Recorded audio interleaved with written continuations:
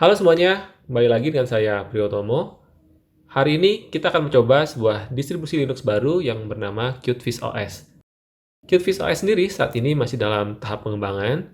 Versi terakhirnya sendiri masih versi 0.5, jadi baru setengah jalan untuk mencapai versi finalnya. Satu hal yang menarik dari distribusi Linux ini, walaupun masih dalam tahap pengembangan dan masih cukup jauh untuk mencapai finalnya, distribusi CuteFish OS ini sudah menyedot perhatian banyak orang. Nah, teman-teman pasti penasaran kan seperti apa sih CuteFish OS itu? Oke, ikuti ulasannya di video berikut ini. Kita mulai dengan melihat proses instalasinya terlebih dahulu. Oke, selamat datang di installer CuteFish OS. Kalau kita lihat, installernya sepertinya menggunakan installer Calamaris, sama seperti yang digunakan oleh Kubuntu. Di sini bisa dilihat, bahasanya langsung di-set secara otomatis ke bahasa Indonesia, sesuai dengan lokasi saya saat ini. Sekarang kita coba lihat tentang installernya. Nah, installernya menggunakan Calamaris versi 3.2. Sekarang kita langsung saja mulai proses instalasinya. Untuk lokasi juga di-set secara otomatis, jadi kita tinggal tekan saja tombol berikutnya. Untuk papan ketiknya sepertinya ada kesalahan, karena di-set menggunakan papan ketik versi Arab. Oke, kita ganti saja dengan versi English US.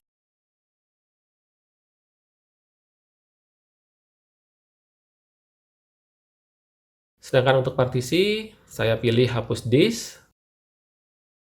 Kemudian bisa lihat di sini, file system default yang digunakan oleh CuteFish OS adalah extension 4, sama seperti yang digunakan oleh kebanyakan distribusi Linux lainnya. Berikutnya, kita tinggal membuat account, isi nama, kemudian password. Oke, sekarang tinggal kita cek kembali semua konfigurasinya. Kalau tidak ada masalah, semua sudah oke, tinggal tekan saja install. Jika tidak ada masalah, langsung tekan saja install sekarang. Satu hal yang menarik dari CuteFish OS ini, proses instalasinya bisa dibilang sangat cepat sekali. Di komputer saya hanya memakan waktu sekitar 6 menit. Oke, sangat keren sekali. Nah, sudah selesai, langsung kita restart saja. Sekarang kita login terlebih dahulu. Nah, ini adalah tampilan dari desktop CuteFish OS. Kalau kita lihat dari tampilannya benar-benar sangat terinspirasi sekali dari OS X. Di bagian bawahnya ada dock dan di atasnya ada menu. Oke, sekarang kita langsung saja kita ekspor lebih lanjut. Pertama kita lihat bagian launchernya terlebih dahulu. Secara default tidak banyak aplikasi yang diinstal. Lalu web browser yang dipilih oleh CuteFish OS adalah Chromium.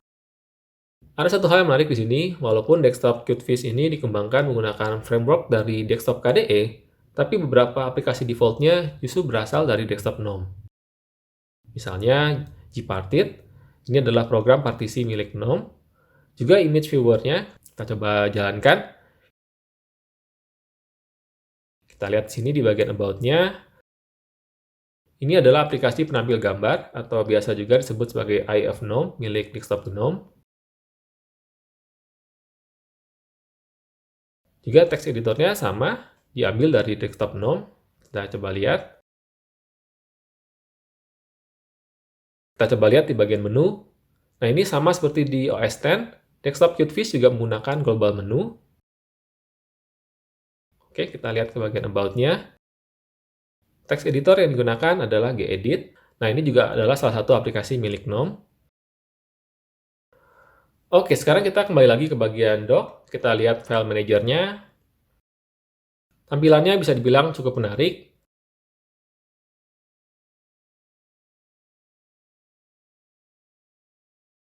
Hanya saja sayangnya belum mendukung fitur multi-tab.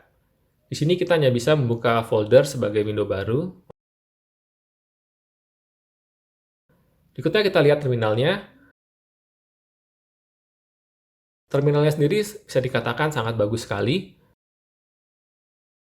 Di sini sudah ada fitur multi-tab. Dan juga window-nya bisa dibuat menjadi transparan. Oke, cukup keren juga. Kita lihat di bagian settingnya. Di sini teman-teman bisa mengatur level transparansi yang teman-teman inginkan. Nah, mumpung kita lagi buka terminal, kita coba jalankan aplikasi NeoFetch. untuk melihat spesifikasi dari QtFish OS. Nah, teman-teman lihat di sini, QtFish OS berbasiskan Debian 11, sedangkan kernel yang digunakan adalah versi 5.10. Satu hal yang menarik di sini bahwa penggunaan memori di desktop QtFish bisa kita katakan cukup efisien, karena walaupun kita sudah membuka beberapa aplikasi, penggunaan memorinya masih di bawah 1 GB. Ini lebih efisien dari desktop GNOME yang kalau di komputer saya sudah menggunakan di atas 1 GB pada saat login. Ya, sangat keren sekali ya. Berikutnya di bagian dock ada Chromium Browser, lalu di sebelahnya ada Settings. Kita coba buka settingsnya. Pertama kita lihat ke bagian tampilan. Yang menarik di sini, desktop QtFish sudah menyediakan fitur fractional scaling. Kita coba saja fiturnya. Kita ganti skalanya menjadi 125%. Nah, untuk mengaktifkannya, kita harus melakukan relogin terlebih dahulu. Oke, kita keluar dulu, lalu login kembali. Oke, nah ini hasilnya. Kelihatannya cukup bagus. Kita coba buka settingsnya lagi. Fractional scalingnya bisa dikatakan berfungsi dengan baik. Bisa dilihat sini, komponen UI-nya diperbesar secara proporsional. Bisa dikatakan ini suatu hal yang keren untuk desktop yang masih dalam tahap pengembangan. Oke, sekarang kita lanjut ke bagian penampilan atau appearance. Di sini kita bisa mengubah timnya menjadi gelap. Oke, kita coba saja seperti apa hasilnya. Nah, jadinya seperti ini. Oke, sekarang kita kembalikan lagi ke tim terang. Kita lanjut lagi, sekarang kita ke bagian latar belakang. Kita lihat wallpaper-nya di sini bisa dikatakan cukup menarik. Semuanya memiliki tone warna yang mirip-mirip, bernuansa pastel semua. Selain itu, background-nya juga bisa kita set menggunakan warna saja atau tanpa gambar. Pilihan warna default-nya juga sangat soft sekali, sangat nyaman sekali kalau kita buat untuk bekerja. Oke, kita kembalikan lagi wallpaper-nya ke default. Sekarang kita lanjut ke setting untuk dock. Nah, di sini dock-nya bisa kita pindahkan ke kiri atau ke kanan. Kita coba pindahkan ke sebelah kiri. Oke, hasilnya seperti ini. Kemudian untuk mode tampilan, teman-teman bisa pilih mau di hide, atau bisa juga menggunakan fitur Smart Hide. Hanya sayangnya fitur Smart Hide ini masih belum selesai diimplementasikan. Oke, tidak masalah, namanya juga masih versi alpha, jadi wajar kalau ada bug atau hal-hal yang belum selesai.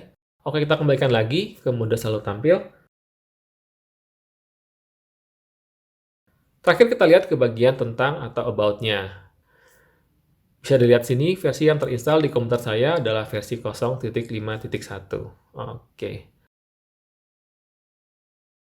Oke, sekarang kita kembali lagi lihat bagian dock-nya. Selanjutnya ada aplikasi kalkulator, dan di sebelahnya ada aplikasi package installer. Untuk saat ini, QtFish OS belum menyediakan sebuah App Store. Sebagai gantinya disediakan sebuah aplikasi untuk membantu pengguna menginstal paket aplikasi Debian.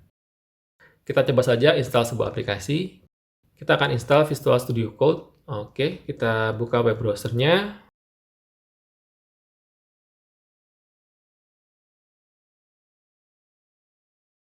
Kita kunjungi website dari Visual Studio Code.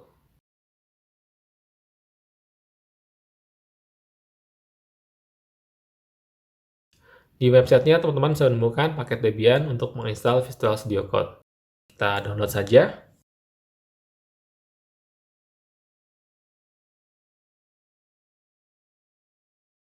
Oke, sudah selesai. Kita buka folder download-nya. Saya pindahkan sedikit window-nya. Sekarang kita tinggal drag file dev-nya ke aplikasi package installer. Oke, tinggal kita install saja. Nah, sudah selesai. Sekarang kita coba jalankan.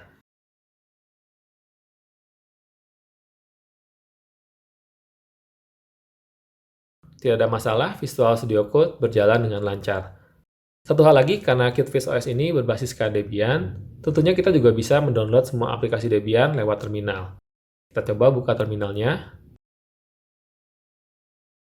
Misalnya kita akan install aplikasi GIMP. Semua perintah Debian pastinya juga bisa digunakan di QtFish OS ini. Jadi untuk menginstal aplikasi, tinggal ketik saja sudo apt install, lalu tinggal tulis nama aplikasinya, yaitu GIMP.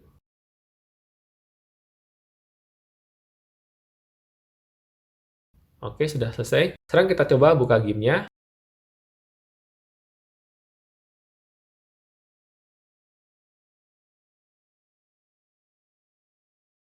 Nah, GIMP-nya juga berjalan dengan baik. Walaupun QtVis OS ini masih versi 0.5 atau masih versi alpha, tapi sudah terlihat sangat-sangat menjanjikan sekali, baik dari sisi penampilan ataupun performa. Saya sangat yakin kalau versi finalnya dirilis, pasti QtVis OS ini akan menjadi favorit dari banyak pengguna Linux di seluruh dunia. Oke, demikian review singkat saya tentang QtVis OS. Terima kasih sudah menonton dan sampai jumpa lagi di video-video berikutnya.